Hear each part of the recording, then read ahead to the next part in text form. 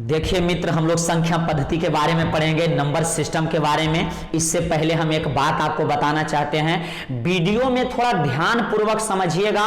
जहां समझ में नहीं आए वहां वीडियो को रोक करके क्या करना है, समझना है, और साथ में कॉपी में भी क्या करना है, लिखते जाना है। तो देखिए हेडिंग दिया हुआ है संख्या पद्धति। तो संख्या पद्धति के कहने का अर्थ ही हो रहा है कि इसमें हमें संख्या के बारे में पढ़ना है। क्या चीज के बारे में जी? तो संख्याओं के बारे में पढ़ना है।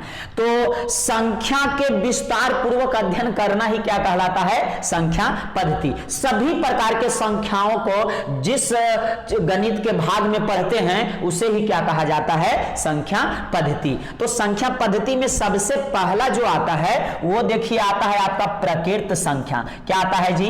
प्रकृत संख्या।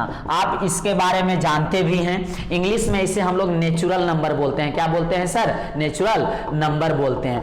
तो प्रकृत संख्या, तो प्रकृत संख्या को देखिए n से सूचित किया जाता है। क्या चीज से सूचित करते हैं? तो n से सूचित करते हैं। तो प्रकृत संख्या कहेंगे किसे? तो गिनती की संख्या को। किसे?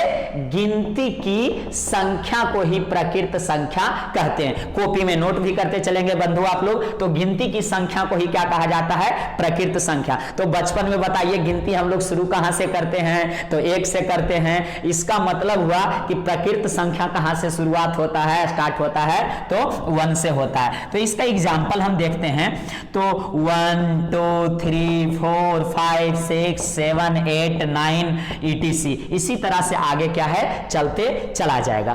तो यही है गिनती जो बचपन में हम लोग क्या किए थे, पढ़े थे। अब एक बात हमें बताइए कि बचपन में हम लोग ये जो गिनती सीखते हैं वो कहां से शुरू करते हैं? तो 1 से। हमेशा हम लोग के सर ये सब देते हैं 1 पे, या मम्मी पापा देते हैं 1 पे। हम लोग बार बार दोहराते रहते हैं, 1 महीना तक हम लोग 1 पे ही दोहराते रहते हैं, मतलब हम लोग गिनती सीखते हैं। तो गिनती की संख्या को ही क्या कहा जाता है, ये प्रकृत संख्या। गिनती की संख्या को क्या बोलेंगे, प्रकृत संख्या। अच्छा, इसमें एक नोट देखिए, आप जरा ध्यान से समझिएगा। सबसे छोटी प्रकृत संख्या आपको कौन सा दिख रहा है इसमें?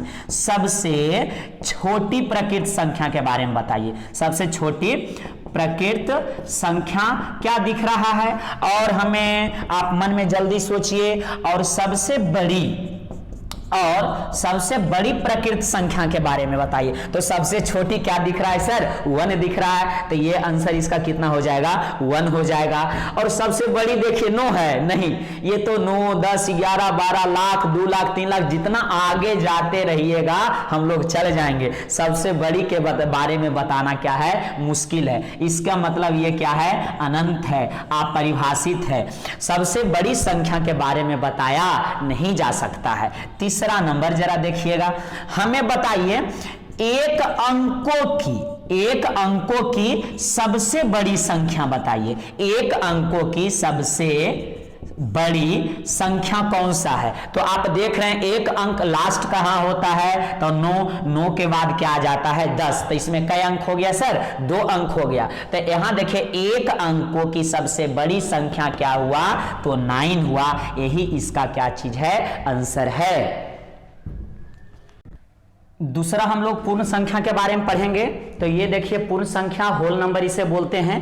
तो पूर्ण संख्या को W से सूचित किया जाता है। क्या चीज से? W से सूचित किया जाता है। पूर्ण संख्या हम लोग बोलेंगे किसको? पूर्ण संख्या हम लोग बोलेंगे किससे?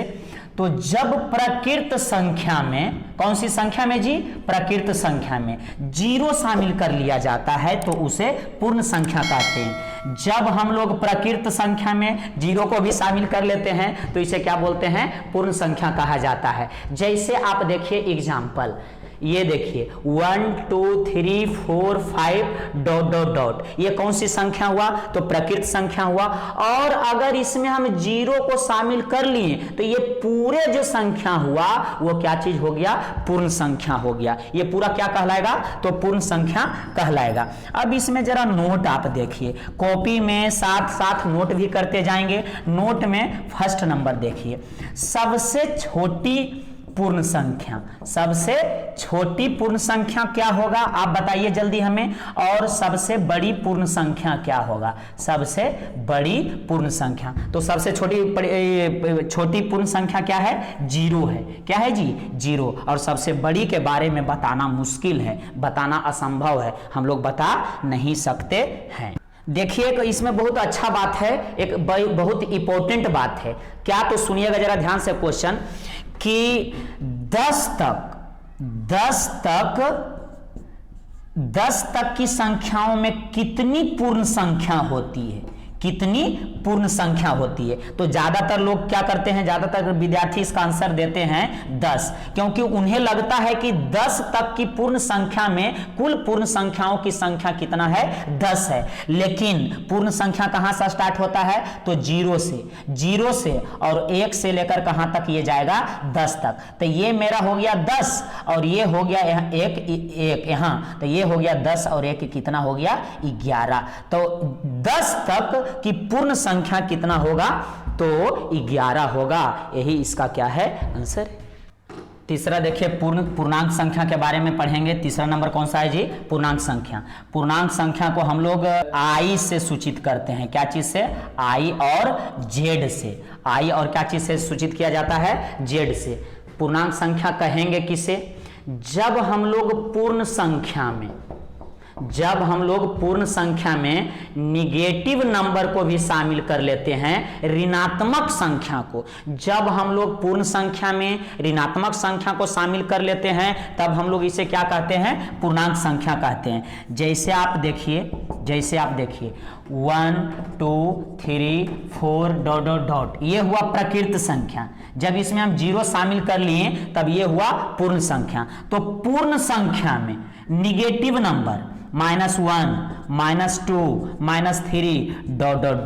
तो ये हुआ यहां से यहां तक पूर्ण संख्या, और पूर्ण संख्या में हम ऋणात्मक संख्या को भी शामिल कर लिए तो ये हो गया पूर्णांक संख्या। नोट में जरा देखिए थोड़ा सा आप, नोट में फर्स्ट नंबर सबसे छोटी पूर्णांक संख्या, सबसे छोटी पूर्णांक संख्या जल्दी आप बताइए, और सबसे बड़ी पूर्णांक संख्या, और सबसे बड़ी पूर्णांक संख्या। तो दोनों के बारे में बताना मुश्किल है, क्योंकि आप देखें इस तरफ भी बहुत अनंत तक जा सकते हैं और ऋणात्मक में भी इस तरफ अनंत तक जा सकते हैं। इसलिए इसका ना ही छोटी के बारे में बताया सकते हैं और ना ही बड़ी संख्या के बारे में बताया जा सकता है। देखिए बंधु, अगला नंबर हम लोग सम संख्या और विषम संख्या के बारे में पढ़ रहे हैं, इवेन नंबर और ऑड नंबर। हम देखिए आप लोग को बार बार बताते जा रहे हैं कि वीडियो को हमेशा रेगुलर देखिए और कॉपी में भी नोट करते जाइए, और कॉपी में लिखकर उसे 2 बार 3 बार आप क्या कीजिए, बनाइए भी। तो आगे जरा देखिएगा सम संख्या। तो ऐसे आप जानते भी हैं, हम लोग पीछे के क्लास में आप लोग पढ़ते भी हैं। तो सम संख्या किसे कहते हैं? इवेन नंबर, और ये हो गया ऑड नंबर। तो सम संख्या जो संख्या 2 से विभाज्य होती है, जो संख्या 2 से क्या होती है? विभाज्य हो, 2 से विभाज्य हो, पूर्णतः विभाज्य हो, उसे हम लोग क्या बोलते हैं? सम संख्या बोलते हैं। और जो संख्या 2 से विभाज्य नहीं हो, जो संख्या 2 से विभाज्य नहीं हो, उसे हम लोग क्या बोलते हैं? विषम संख्या बोलते हैं। जैसे एग्जाम्पल में आप देख सकते हैं कि ये 2 4 6 8 10 इसी तरह से बहुत सारा आ सकता है।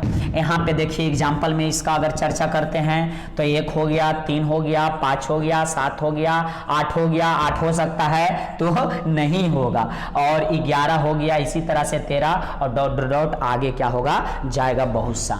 तो ये देखिए इसमें सभी संख्याएं जो 2 से आराम से ये क्या हो जाएगा? कट जाएगा। लेकिन ये 2 से क्या हो रहा है? कट नहीं रहा है। इसलिए जो 2 से कटेगा सम संख्या, और जो 2 से नहीं कटा उसे हम लोग क्या बोलेंगे? विषम संख्या। अब देखिएगा कुछ इंपॉर्टेंट बात हम इसके बारे में बताने जा रहे हैं। सबसे पहले हम बताते हैं इसका जीएफ के बारे में। जीएफ के मतलब आप लोग गलत चीज मत समझ लीजिएगा, दूसरा चीज मत समझेंगे। जीएफ के मतलब होता है जनरल फॉर्म। सामान्य रूप, सामान्य रूप। तो सम संख्या का सामान्य रूप क्या होता है? तो 2m होता है, 2m या 2n होता है। और विषम संख्या का GF क्या होता है? जनरल फॉर्म, सामान्य रूप। तो इसका होता है 2m + 1 या 2n और +1। ये है जो सम संख्या का व्यापक रूप हुआ, और ये विषम संख्या का क्या हुआ? व्यापक रूप हुआ, जनरल फॉर्म हुआ। मतलब ये सम संख्या का मशीन है और ये विषम संख्या का मशीन है, जहां m और n जो है, m और n, कौन जी? m और n, ये होता है प्रकृत संख्या, प्रकृत संख्या। और प्रकृत संख्या 1 2 3 4 5 ... ये होता है, आप जानते हैं। मतलब इसमें जब प्रकृत संख्या आप लीजिएगा तो हमेशा इससे सम संख्या निकलेगा, और इससे जो संख्या बनेगा वो विषम संख्या बनेगा। जैसे हम एग्जांपल कुछ लेके दिखाते हैं। 2 × 1 हम लिए तो यहां हो जाएगा 2, 2 × 2 लिए, मतलब प्रकृत संख्या हम ले रहे हैं, 2 लिए, उसके बाद हम प्रकृत संख्या 3 लिए, और उसी के तरह हम 4 लेंगे तो यहाँ 4 हो जाएगा, और यहाँ 3 दूना 6 होगा, 4 दूनी 8। तो ये जो भी आप ये संख्या देख रहे हैं, तो ये कौन सी संख्या है? सम संख्या। मतलब अगर इस मशीन में प्रकृत संख्या को डालते हैं तो हमेशा सम निकलेगा। और इसमें थोड़ा सा देख लेते हैं कि क्या है। 2 m के जगह पे प्रकृत संख्या 1 लीजिए और +1, तो 2 और 1 कितना होगा? 3 होगा। 2 और इंटू 2 और +1 = ये 2 दूनी 4 और 1 कितना हो जाएगा? 5 हो जाएगा। उसी तरह से अगर 2 × इस बार 3 लेते हैं, कितना लेते हैं? 3 लेंगे, 3 दूनी 6 और 1 कितना? 7। तो देखिए 3 5 7 ये सभी कौन सी संख्याएं हैं? विषम संख्याएं। कौन सी संख्या है? विषम संख्याएं। अब हम एक बात आपको बता रहे हैं, जरा ध्यान दीजिएगा सम संख्या के बारे में। तो सबसे छोटी सम संख्या कौन होगा? सबसे छोटी सम संख्या क्या होगा? जल्दी सोच के बताइए, जल्दी सोचिए आप लोग। सबसे बड़ी सम संख्या कौन होगा? तो सबसे छोटी सम संख्या कितना होता है? 2। और सबसे बड़ी सम संख्या के बारे में हम लोग बता नहीं सकते हैं। अब उसी तरह से इधर बताइए हमें कि सबसे छोटी विषम संख्या क्या होगा? सबसे छोटी विषम संख्या क्या होता है? तो 1 होता है। और सबसे बड़ी के बारे में हम लोग बता नहीं सकते हैं। सबसे बड़ी के बारे में बताया नहीं जा सकता है, इन्फिनिटिव होगा। हम लोग अगला अभाज्य संख्या के बारे में पढ़ने जा रहे हैं। अभाज्य संख्या या रूढ़ संख्या, इंग्लिश में प्राइम नंबर बोलते हैं। तो सबसे पहले जानेंगे कि अभाज्य संख्या कहते हैं किसको। तो जरा देखिएगा, एक से बड़ी प्रकृत संख्या, एक से बड़ी प्रकृत क्या है? संख्या, जो एक और स्वयं से विभाज्य हो। जरा समझिएगा, एक से बड़ी प्रकृत संख्या जो एक और स्वयं से क्या हो? विभाज्य हो, उसी को हम लोग बोलते हैं अभाज्य संख्या या रूढ़ संख्या बोलते हैं। जैसे आप थोड़ा सा देखिए, एग्जाम्पल हम लेते हैं यहाँ पे। तो 1 2 3 4 5 6 7 8 9 इसी तरह से बहुत सारा हो सकता है।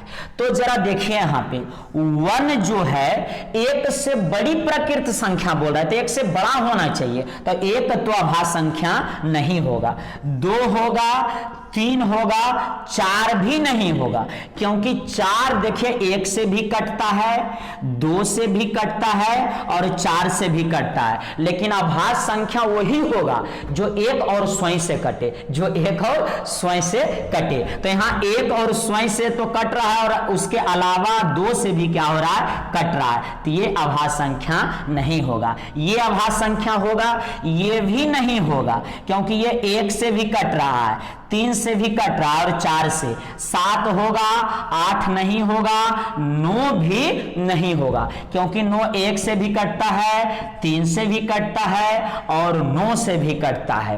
तो यहां पे 1 नहीं हुआ, 4 नहीं हुआ, 6 नहीं, 8 नहीं, 9 नहीं, यह अभाज्य संख्या नहीं है। अभाज्य संख्या होने के लिए 1 और स्वयं से क्या हो जाए, कटे। अब जरा आप देखिएगा, नोट में हम एक बात आपको बता रहे हैं। नोट, सबसे छोटी अभाज्य संख्या के बारे में बताइए, सबसे छोटी अभाज्य संख्या के बारे में। तो 1 तो नहीं होगा, कहां से स्टार्ट हो रहा है, 2 से, तो सबसे छोटी अभाज्य संख्या क्या है, 2 है। दूसरा नंबर जरा देखेंगे आप, सबसे छोटी, ये देखिए कभी कभी क्वेश्चन पूछे भी जाते हैं, सबसे छोटी सम अभाज्य, सबसे छोटी सम अभाज्य संख्या कौन है, तो सबसे छोटी सम होना चाहिए। सम जो 2 से कटे तो 2 ही है, इसका आंसर क्या होगा, 2 ही है। तीसरा नंबर देखिए, अच्छा जब 1 से बड़ी प्रकृत संख्या बोल रहा है तो प्रकृत संख्या तो निगेटिव होता ही नहीं है, तो प्रकृत संख्या यहां पे है, तो ये अभाज्य संख्या कभी भी निगेटिव में नहीं होता है, मतलब अभाज्य संख्या माइनस में क्या होगा, नहीं होगा, हमेशा क्या चीज में होगा, धनात्मक में, वो भी 1 से क्या होती है, बड़ी होती है। अब देखिए रूढ़ संख्या के बाद हम लोग पढ़ेंगे यौगिक संख्या। यौगिक कंपोजिट नंबर बोला जाता है। यौगिक मतलब देखिए होता है मिश्रण, यौगिक मतलब मिश्रण। तो यहां पे समझिए यौगिक का क्या मतलब है, तो यौगिक संख्या किसे कहेंगे, तो 1 से बड़ी प्रकृत संख्या, 1 से बड़ी प्रकृत संख्या जो एक स्वयं और किसी अन्य से, मतलब किसी दूसरे से, किसी अन्य से विभाज्य होती है, उसे यौगिक संख्या कहते हैं। जरा अच्छा से समझिएगा हम क्या कह रहे हैं यौगिक संख्या के बारे में। 1 से बड़ी प्रकृत संख्या होना चाहिए, उसके बाद 1 से कटे, स्वयं से कटे और किसी अन्य से भी कटे, मतलब इसका 3 गो विभाजक होगा। तो दूसरे रूप में हम बोल सकते हैं कि वैसी संख्या जिसका कम से कम 3 विभाजक हो, 3 या 3 से अधिक विभाजक वाली संख्याओं को हम लोग क्या बोलते हैं, तो यौगिक संख्या बोलते हैं। क्या बोलते हैं जी, यौगिक संख्या। 3 या 3 से अधिक, 3 या 3 से अधिक विभाजक वाली, विभाज्य जो संख्या होती है, विभाजक वाली संख्या को ही हम लोग क्या बोलेंगे, तो यौगिक संख्या बोलेंगे। जैसे एग्जांपल देखते हैं, तो यहां देखिएगा 4 होता है, 6 होगा, 8 होगा, 9 होगा, 10 होगा, 12 होगा, 15 होगा, ETC इसी तरह से क्या होगा, चलते रहेगा। तो जरा ध्यान दीजिए, हम क्या बोले, एक स्वयं और किसी अन्य से क्या होना चाहिए, तो विभाज्य होना चाहिए। तो ये देखिए 1 से भी हो रहा है, 2 से भी हो रहा है और 4 से भी, तो 3 या 3 से अधिक से विभाज्य हो रहा है। ये भी देखिए 1 से और किससे, 3 से और किससे, 6 से। उसी तरह से 8 भी होता है, 9 1 से भी होता है, 3 से भी होता है और किस से होता है भाई साहब, तो 9 से भी होता है। 15 देखिए 1 से भी कटता है, 3 से भी कटेगा और आपका 5 से भी कटता है और आपके साथ साथ 15 से भी कटता है। तो 3 या 3 से अधिक विभाजक वाली संख्याओं के ही हम लोग क्या बोलेंगे, तो यौगिक संख्या। यौगिक संख्या होने के लिए 3 बात आवश्यक है। पहला 1 से कटे, स्वयं से कटे और किसी दूसरे से या किसी अन्य से भी क्या हो जाए, कटे। अब जरा देखिएगा 2 जो है ये यौगिक संख्या नहीं है। 2 जो 2 देख रहे हैं ये यौगिक संख्या नहीं है, क्योंकि इसका 1 से कटता है और 2 से कटता है। लेकिन यौगिक संख्या का विभाजक कम से कम 3 होना चाहिए, लेकिन यहां पे कितना है, 2 है। अब देखिए नोट में हम एक बात आपको बताते हैं, क्या चीज में, नोट में। तो सबसे छोटी यौगिक संख्या कौन सा होगा, तो सबसे छोटी देखिए क्या है, 4 है।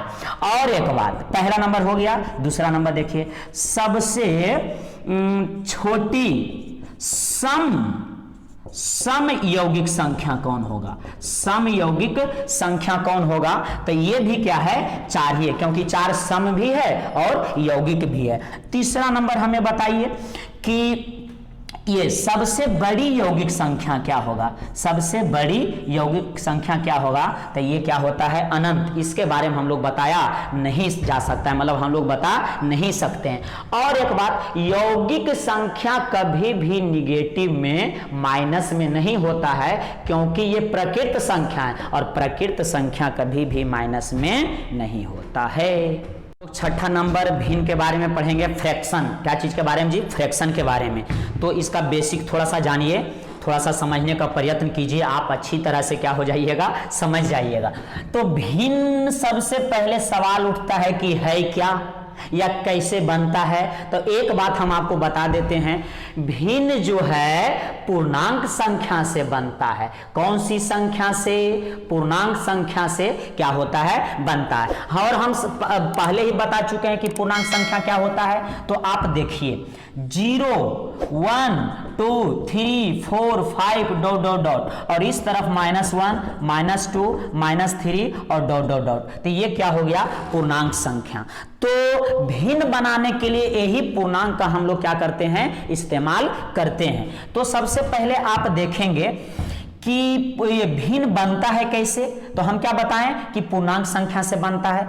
तो यदि a और b कोई पूर्णांक हो, a और b क्या है जी, कोई पूर्णांक है। कोई पूर्णांक के मतलब ये जो पूर्णांक संख्या आप देख रहे हैं इसमें से कोई भी आप ले सकते हैं। a और b कोई पूर्णांक संख्या हो और अगर इसे a बाई b या b बाई a के रूप में हम क्या किए, लिख दिए, a बाई b या b बाई a, तो इसी को क्या बोला जाता है, भिन्न बोला जाता है। क्या बोला जाता है, भिन्न बोला जाता है। x बटा बाई भी है तो इसको हम लोग भिन्न बोल सकते हैं। तो देखिए ऊपर वाले को हमेशा अंश बोला जाता है और नीचे वाले को क्या बोलते हैं, हर बोलते हैं, और ये पूरे को क्या बोलते हैं, तो भिन्न बोलते हैं। अब हम लोग इधर कुछ समझेंगे, एग्जाम्पल के जरिए थोड़ा सा समझेंगे। तो इसमें से कोई भी दो संख्या लीजिए और बटा में हम लोग क्या करेंगे, लिख देंगे। जैसे 2 और हम 3 को लिए तो 2 बटा क्या हो गया, 3। तो ये मेरा क्या बन गया, भिन्न बन गया। अगर 3 बटा 2, 5 बटा 4, -3 बटा 5 माइनस भी हम ले सकते हैं, और 0 या 0 बटा 5 ये सभी क्या हो रहा है मेरा, तो भिन्न हो रहा है। तो भिन्न आप देख रहे हैं कि कुछ प्लस भी है और कुछ माइनस भी है और क्या है, 0 है। इस रूप में जो भी आप लिख दीजिए वो क्या हो जाएगा मेरा, तो भिन्न हो जाएगा। अब जरा आप देखिएगा, नोट में हम एक आपको क्या बताते हैं, बात बताते हैं। नोट फर्स्ट में तो भिन्न जो है पॉजिटिव भी हो सकता है, निगेटिव भी हो सकता है और 0 भी हो सकता है। आप यहां भी एग्जांपल में देख रहे होंगे कि कुछ पॉजिटिव भी है, निगेटिव भी है और क्या है, 0 भी है। नोट नंबर दूसरा बहुत बेहतरीन बात है, अच्छा से समझिए। अगर 2 पूर्णांक 0 और हम 10 ले लिए हैं, 0 और क्या लिए हैं, 10 लिए हैं, और इससे हम भिन्न बनाना चाहते हैं, तो 0 बटा 10 या 10 बटा 0, किसी को भी ऊपर आप नीचे क्या कर सकते हैं, तो रख सकते हैं। तो ये तो चलिए 0 बटा 10 है, तो इसे हल जब हम लोग करेंगे तो ये क्या मिल जाएगा मेरा, 0 मिलेगा। क्या मिलेगा, 0। लेकिन ये आप देखिए, ये किसी भी संख्या के हर में अगर 0 आ जाए तो वो क्या हो जाता है, इन्फिनिटिव, अनंत, अपरिभाषित। इसका हम लोग हल निकाल नहीं सकते हैं, हल निकाल नहीं सकते हैं। लेकिन फिर भी ये दोनों क्या चीज है, तो भिन्न है। क्या चीज है जी, भिन्न। 7वां नंबर जी परिमेय संख्या के बारे में पढ़ेंगे, रेशनल नंबर के बारे में। तो इससे पहले एक हम सवाल का जवाब देते हैं। एक स्टूडेंट क्वेश्चन किए थे कि जी क्या 0 एक भिन्न है सर, 0 एक भिन्न है। तो देखिएगा मेरा जवाब है हाँ, यस, 0 भी एक क्या होगा, भिन्न होगा। कैसे होगा तो समझिए। 0 को हम लोग क्या लिख सकते हैं, 0 बटा 1, 0 बटा 1 लिख सकते हैं कि नहीं, जल्दी बताइए। हाँ, तो जब 0 बटा 1 लिख सकते हैं तो ये अंश और बटा हर के रूप में क्या हुआ, आ गया। मतलब a बाई b के रूप में आया, और जहां 0 और 1 क्या चीज है, तो ये पूर्णांक है। पूर्णांक है इसलिए 0 1 क्या हो गया, तो भिन्न हो गया। अब हम आगे परिमेय संख्या के बारे में पढ़ेंगे। किसके बारे में जी, तो परिमेय संख्या के बारे में। तो परिमेय संख्या होता क्या चीज है, तो आप जानते हैं जैसे ही परिमेय संख्या बोलते हैं तो हम लोग के दिमाग में आ जाता है 2/3, 5/3, 7 8 इस तरह से आता है। तो थोड़ा सा जानिए कि पहले परिमेय संख्या होता क्या है। तो वैसी संख्या या जिस संख्या को हम लोग अंश बटा हर के रूप में लिख सकते हैं, किसके रूप में, अंश बटा हर के रूप में लिख सकते हैं, जहां हर है जो 0 के बराबर नहीं होगा, वो क्या चीज हो जाएगा, परिमेय संख्या। वैसी संख्या जिसे p/q के रूप में लिखा जा सके और q जो है 0 के बराबर नहीं होगा, उसी को हम लोग क्या बोलेंगे, परिमेय संख्या। जैसे आप देखिए कुछ एग्जाम्पल पे हम चर्चा करते हैं। यहाँ पे एग्जाम्पल देखिए, जैसे 1 हो गया, 2 हो गया, 5/7 हो गया, 6 हो गया, 7 हो गया, 9/10 हो गया और -2/3 हो गया। इस तरह से जो भी आप देख रहे हैं तो ये क्या चीज है, अंश बटा हर के रूप में है, इसलिए ये सभी क्या हो गया, परिमेय संख्या। अब आपके मन में सवाल होगा, सर 1 तो अंश बटा हर के रूप में नहीं है, 2 भी नहीं है, 6 भी नहीं है और 7 भी नहीं है। तो देखिए 1 को हम 1/1 लिख सकते हैं, 2 को 2/1 लिख सकते हैं क्योंकि 2 के नीचे 1 छुपा हुआ रहता है। इसी तरह से 6 को भी हम 6/1 लिख सकते हैं। तो देखिए अंश बटा हर हुआ कि नहीं, अंश बटा हर हुआ कि नहीं, तो हो गया। तो ये क्या है, सब परिमेय संख्या है। अब आगे जरा देखिएगा, एक बात हम बताते हैं नोट में एक बात हम बताना चाहते हैं आपको। अच्छा एक बात और, यहाँ देखिए -5 भी ले सकते हैं, -10/3 भी ले सकते हैं। ये सभी क्या चीज के अंतर्गत आएगा, परिमेय संख्या के अंतर्गत आएगा। नोट फर्स्ट देखिए, परिमेय संख्या देखिए पॉजिटिव भी हो सकता है, निगेटिव भी हो सकता है और 0 भी हो सकता है। कुछ इसमें से देखिए आपको पॉजिटिव भी नजर आ रहा होगा, कि कुछ निगेटिव भी आ रहा होगा और 0। तो अब डेंजर में देखिए, दूसरा नंबर डेंजर है, ये आपको हम डेंजर में बताते हैं, खतरा आ गया कि 0 परिमेय संख्या है कि नहीं है। तो 0 देखिएगा, 0 को हम लिख सकते हैं 0/1, क्योंकि कुछ नहीं नीचे होता है हर में, तो 1 छुपा हुआ होता है, तो 0/1। तो ये देखिए अंश और ये क्या है, हर है, तो अंश बटा हर के रूप में लिख दिए। जहां हर बराबर 0 नहीं होना चाहिए तो इसका हर 0 नहीं है, इसलिए 0 भी एक परिमेय संख्या होगा। अगर हम 0/1 ले लें, सॉरी 1/0 हम ले लें, 1/0, तो ये परिमेय संख्या नहीं होगा। क्यों? क्योंकि ये क्या है, अनंत है। ये क्या चीज है, अनंत है या अपरिभाषित है। अगला नंबर देखिएगा, तीसरा बात देखिएगा, सबसे अच्छा बात है, बहुत सारे एग्जाम में पूछा भी जाता है कि सुनिएगा क्वेश्चन, जरा ध्यान से सुनिएगा। तीसरा नंबर नोट क्या है, लगातार 2 संख्याओं के बीच में क्या होना चाहिए, लगातार 2 संख्याओं के बीच में अनंत परिमेय संख्या स्थित होता है। लगातार 2 संख्याओं के बीच में, मतलब 2 और 3 आप ले सकते हैं, 10 और 11 ले सकते हैं, तो इसके बीच में अनंत परिमेय संख्या स्थित होता है। या अगला बात ये भी आप कह सकते हैं, जैसे हम 2 और 8 भी ले लिए तो इसके बीच में भी अनंत परिमेय संख्या स्थित होता है। तो 2 लगातार परिमेय संख्या या किसी भी 2 संख्याओं के बीच में अनंत परिमेय संख्या स्थित होता है। परिमेय के बाद हम लोग अपरिमेय संख्या के बारे में पढ़ेंगे, इरेशनल नंबर। कौन सी संख्या के बारे में, तो अपरिमेय संख्या के बारे में। तो सिंपल सा आप जानते भी होंगे कि जो आ मतलब होता है नहीं, आ मतलब होता है नहीं, और परिमेय मतलब होता है परिमेय। जो परिमेय नहीं होता है वो क्या होता है, अपरिमेय होता है। जो संख्या परिमेय नहीं होगा वो क्या होगा, अपरिमेय। तो फर्स्ट आप परिभाषा इसको बोल सकते हैं कि जो संख्या परिमेय नहीं हो, जो संख्या परिमेय नहीं होती है वो क्या होती है, अपरिमेय होती है।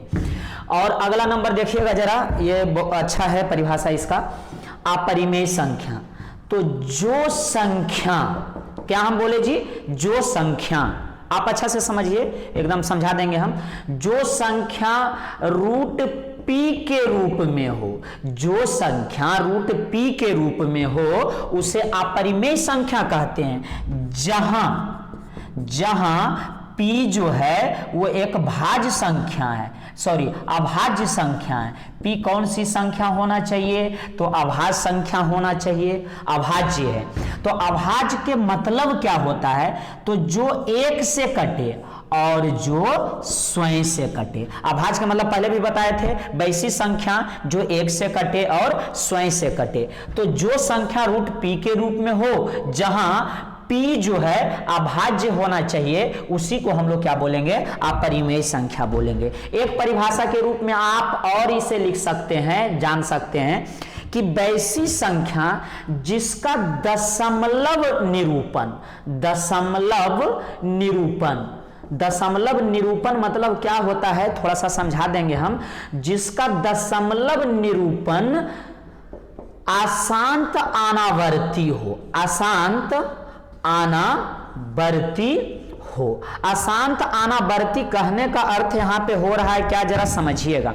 जैसे 1 पॉइंट और 1 2 3 और 1 2 3 इस तरह से आ रहा है, तो ये आवर्ती हो गया। 1.414 5 6 7 2 8 9 इस तरह से कुछ भी अगर आ रहा है पॉइंट के बाद जो कि रिपीट नहीं कर रहा है, एक जैसा नहीं है, तब वो हो जाएगा अनावर्ती, अशांत अनावर्ती। अब आगे जरा देखिएगा हम क्या करने वाले हैं। जैसे एग्जाम्पल हम लोग देखेंगे, क्या देखेंगे इसका एग्जाम्पल।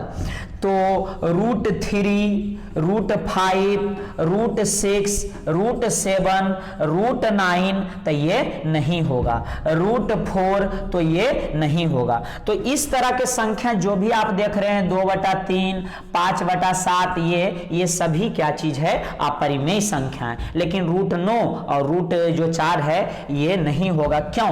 क्योंकि इसका वर्गमूल 3 निकल जाता है और इसका वर्गमूल कितना निकलता है? 2 निकल जाता है। इसमें एक नोट आप देखिएगा जरा, नोट नंबर 1 क्या है। तो पाई का मान होता है 22/7। तो पाई भी एक क्या होता है?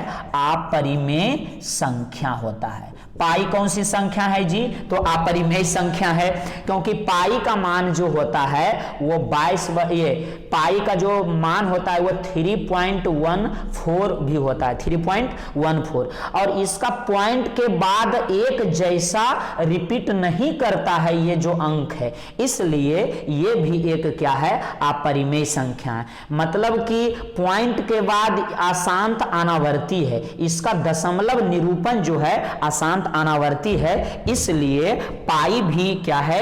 अपरिमेय संख्या है। अब एक बात और आप जरा यहां ध्यान से देखिएगा, नोट नंबर हम लोग अगला में जानने का प्रयत्न करेंगे कि क्या होता है। तो रूट अगर -2 रहे, रूट -3 रहे और रूट माइनस अगर 7 रहे, तो ये भी माइनस में अगर रूट रहता है तो अपरिमेय संख्या नहीं होता है। देखिए जी, हम लोग वास्तविक संख्या के बारे में अगला नंबर पढ़ेंगे। तो कुल संख्याएं या सभी संख्याएं 2 ही प्रकार के होता है, या वास्तविक संख्या या तो काल्पनिक संख्या।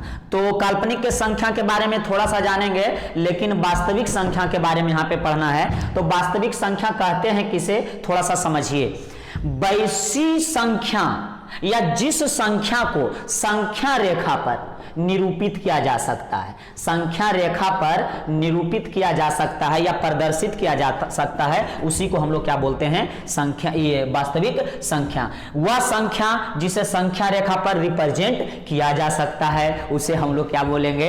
तो ये वास्तविक संख्या। संख्या रेखा मतलब आप जानते ही हैं कि एक लाइन होता है और यहाँ पे 0 होता है, 1 होता है, इधर 2 होता है और ये 3, -1, -2 और -3 इधर डॉट डॉट इधर भी आगे होता है। इस तरफ ये पॉजिटिव है, ये क्या है? निगेटिव है। अब सवाल ये उठ रहा है कि कौन कौन सी संख्या को हम लोग संख्या रेखा पर प्रदर्शित कर सकते हैं। तो देखिए, प्रकृत संख्या को हम लोग कर सकते हैं। कौन संख्या?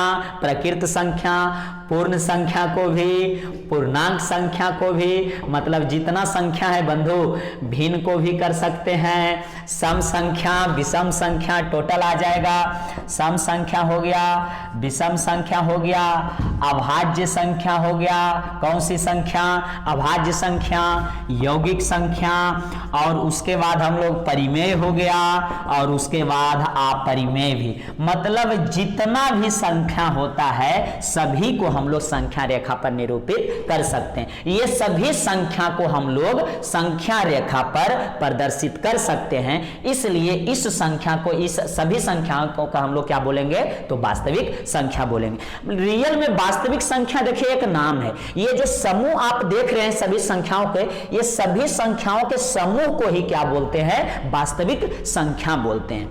आप जैसे देखिए एग्जांपल थोड़ा सा आप देख लीजिए, तो ये 1 हो गया, 2 हो गया, 3 हो गया, 4 हो गया, 5 हो गया, -3, -4, और यहाँ 3/5, 5/7 हो गया, और √2 हो गया, √3 हो गया, 0 हो गया, ETC हम कर सकते हैं क्योंकि बहुत सारा संख्याएं पॉइंट में हो जाएगा, 1.2, 3.2, ये सभी संख्याओं को संख्या रेखा पर हम निरूपित कर सकते हैं।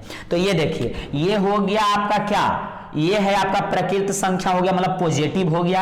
ये निगेटिव है, ये भिन्न और परिमेय दोनों है, और ये अपरिमेय संख्या है, और ये आप देख रहे हैं 0 है, और ये दशमलव में है। तो ये सभी संख्या के किसके अंतर्गत आएगा? तो वास्तविक संख्या के अंतर्गत आएगा। अब एक बात सुनिएगा जरा, यहाँ पे वास्तविक संख्या का नंबर सिस्टम का पूरा थ्योरी कंप्लीट हो चुका है। नंबर सिस्टम का पूरा थ्योरी कंप्लीट हो चुका है, और उम्मीद करते हैं कि आपको पूरा अच्छी तरीका से समझ में आया होगा। सबसे बड़ा जरूरी बात यह है कि आपको एक नोट्स भी बनाते चलना है साथ में, और उसको अच्छी तरह से क्या करना है? स्टडी करना है। अगला वीडियो में अब हम लोग क्वेश्चन सेशन करेंगे, अलग अलग तरह के बहुत सारा क्या करेंगे? प्रॉब्लम करेंगे। किसमें? अगला वीडियो में। तो अगला वीडियो प्राप्त करने के लिए इसी वीडियो का डिस्क्रिप्शन बॉक्स में लिंक दिया गया है। धन्यवाद पढ़ने के लिए आप लोग को। अगला वीडियो में हम लोग मिलते हैं।